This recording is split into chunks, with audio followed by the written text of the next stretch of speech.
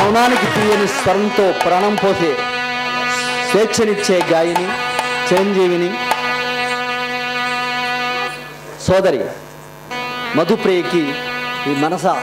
మనసారా సుద్దాల ఫౌండేషన్ తరపున సుద్దాల జానకం అవార్డుని మీ అందరి కరతాల ధ్వనుల మధ్య ఆహూతులందరి యొక్క అపోదాల మధ్య ఆశీస్సుల మధ్య తన యొక్క కీర్తి దిగంతాలకు సాగాలని మరింతగా వెలుగొందాలని ఆశిస్తూ ఆశీర్వదిస్తూ ఈ సత్కారం.